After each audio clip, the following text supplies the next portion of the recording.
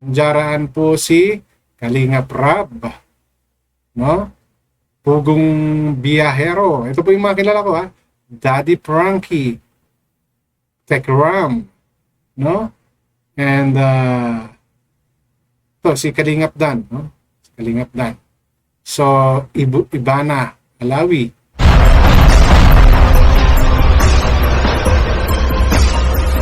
So may iba naman tayo ng content ngayon, no? Ito ay it's about a organization, no, na nag-value sa importance ng mga content creator, no, influencer, no, charity vloggers, no, and other form of entertainment through social media. Okay, so but nang pagpo-focus lang po tayo, of course, siyempre doon sa mga charity vloggers. And maybe some of you knows this already, but I would like still to share it with you na kasi nandirito yung mga charity vloggers na sinusubaybayan. Binibigyan ko rin ng no? So, yan po yung lalamanin ng content ko na to. At kung bago pa lang po pala kayo sa aking channel, please don't forget to like, share, and subscribe na rin po. And pakihit ng notification bell para maging aware kayo sa aking mga upcoming content. Any comment, suggestion, recommendation, leave it on our comment section. Issue lang po tayo, walang personal. At lagi po kayo mag-fact check para hindi po kayo mapagsabihang fake news. Okay? So, simulan po natin sa brief history ng award-giving body na to. Okay? Kung ano po ba sila? Anong klaseng organization po ba sila? No? Bakit ganito yung kanilang adhikain? Okay? So, ito po ay nakita ko lang, no? Gusto ko lang i-share, no, sa ating mga kababayan at sa inyo po for awareness na may mga ganitong parang mga award-giving bodies na kumbaga kumikilala, no, sa kakayanan ng ating mga social media influencer, no, na nakikita nila yung effort nitong mga tao kung paano tumulong sa mga kapuspalad natin mga kababayan. Okay, so allow me to read a portion of what they are kind of organization. We'd like to respectfully inform everyone that this page is not open for commercial partnership kasi the main purpose, this platform operate as an independent page dedicated solely to entertainment, information sharing, and advocacy, particularly in promoting appreciation of people, culture, historical flashback that allow readers to reconnect with meaningful moments from the past. Okay, so hindi lang po siya present and even the past, no, yung mga historical based on the name of the group, no, page is Pinoy History. So hindi lang po siya about sa mga achievement ng mga latest na mga pangyayari, no, and even way back pa nung ating mga kapanahunan ng ating mga lolo't lola, no.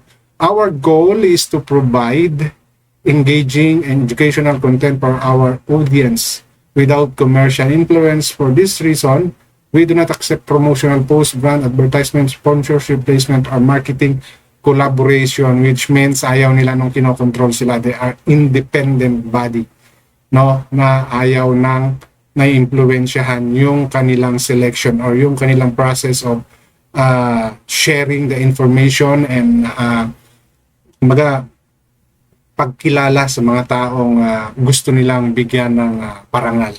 Okay, so yan po yung very brief, no, baka meron pa po kayong alam na history about this Pinoy history, no, please share it in our comment section para mas maintindihan po natin. Ang akin lang dito, bakit po ito na future because of this, no. Okay, allow me to share. Yan, no, ito po. No? Nakita niyo po sa picture, nandiyan po si Kalingap Rab, no?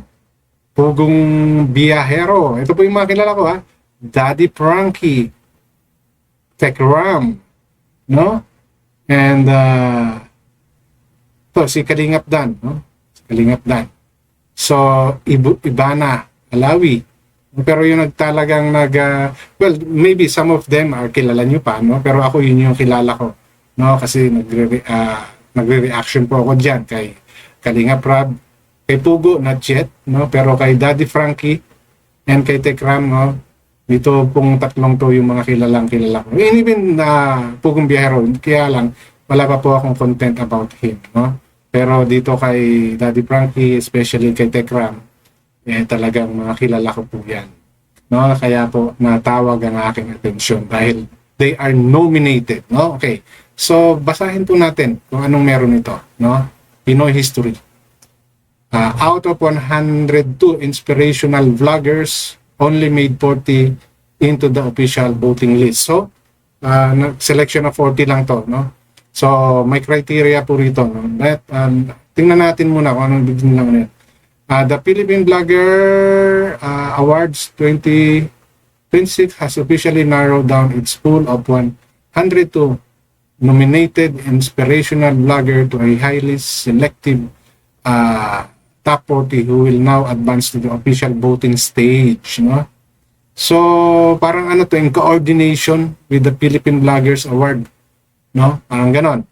So, this prestigious shortlist recognized creators, no, who made a meaningful impact through the charity, inspirational videos, and uplifting content that encourage kindness, generosity, and the spirit of giving.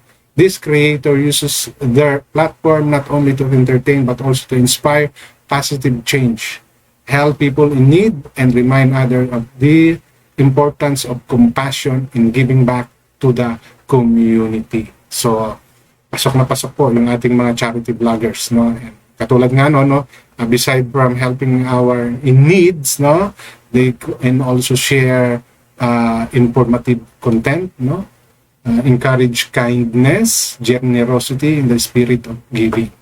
Okay, how the ranking were calculated? Ito, paano sila nag-select, diba? To ensure a fair, objective, and transparent selection process, the award committee assembled a panel of 49 expert judges representing different sectors, including social media, education, healthcare, and digital content strategy. No? So, yun po yung mga taong composed this 19 panel of expert. No? Each judge submitted their personal ranking of the nominated bloggers, placing their selection from the highest to lowest. Each position was assigned a corresponding weight score of first, second, third. No? So, hanggang fourth place. So, may mga ano din, no? Paano nila kina-criteria. Okay? So, the final score of each blogger, okay, was calculated by averaging the weight score awarded by the judges. This produced a consolidated ranking based on the overall assessment of expert panel. The top 40 highest scoring inspirational blogger advanced to the official voting list. Okay, ito naman po yung inclusion of criteria. No, katulad ng sinabi ko po, yung, ayan, ito, no, yan sila, part of the top 40. No, meron pa pong iba yan, no, na mga, katulad nito, sila puro mga charity vloggers. So, there is another set, no, na katulad ng nabanggit kanina, mga different content naman, na ang purpose is to inspire, no, to value, no, yung to share value education sa kanilang mga viewers, no, yung mga hindi balahura, yung hindi mga fake news maker. Okay, so hindi po kasali dito na yung mga kung mambastos, no, diba, manglait, no, hindi po pwede dito yon, no, yung mga gumagawa ng kwento, no, yung mga pa-victim, hindi po kasali dito, no. So, nabasa naman po ninyo, nakita naman po ninyo yung criteria.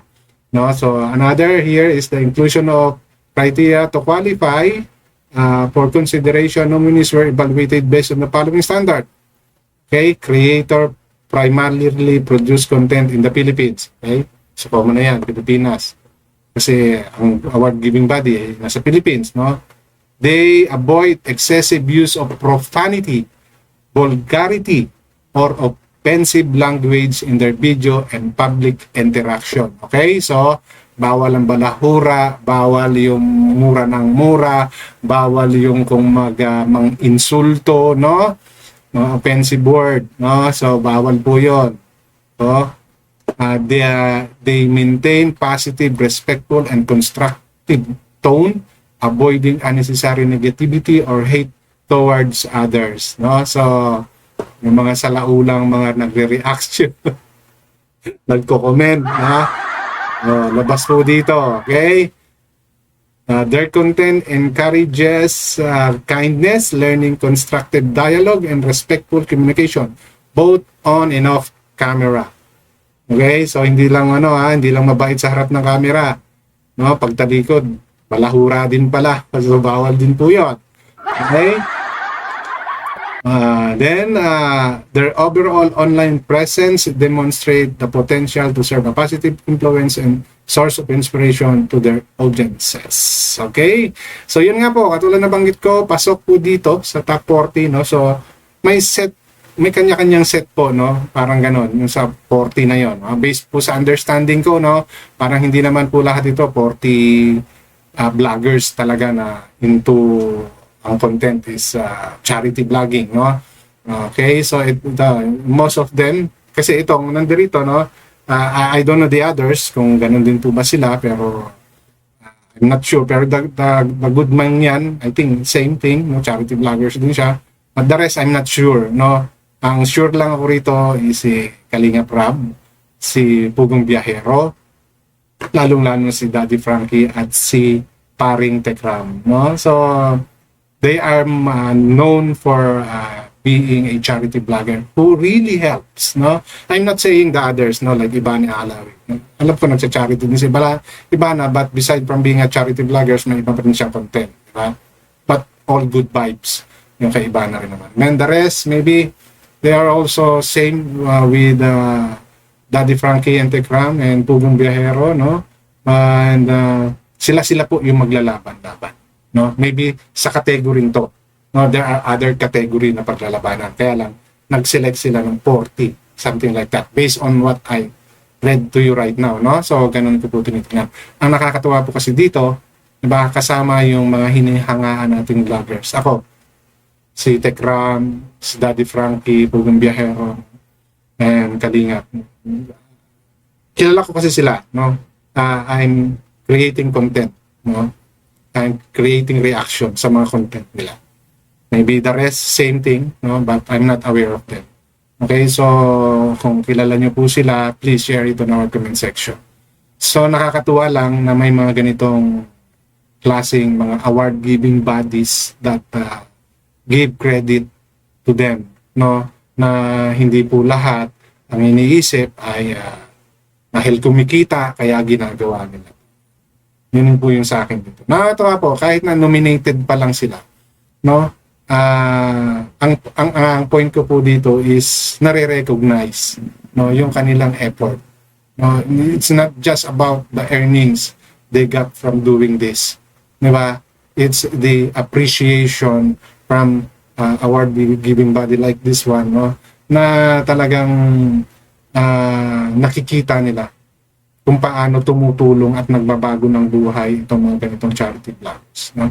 Hindi po kasi biro ang pagiging charity vloggers. No? Ano po talaga yan? Responsibilidad po yan. Hindi po yan dahil sa revenue lang. No? If yung mindset mo ay ganon, hindi ka pwede pong maging charity vloggers. Dahil yung hirap na you need to endure. Di ba?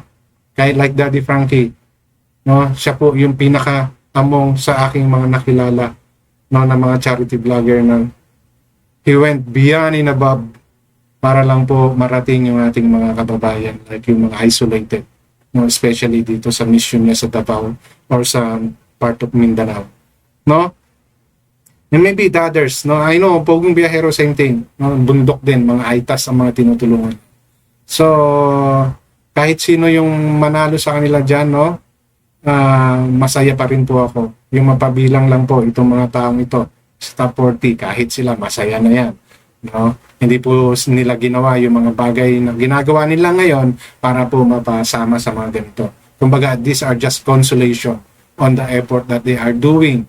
No? But their primary reason, no, in doing what they are doing right now is to help yung ating mga kababayan. Okay, so yun po, no? Congratulations na po dito sa top 14 na pili, especially dito sa aking mga nire-reaction ng mga vloggers, no?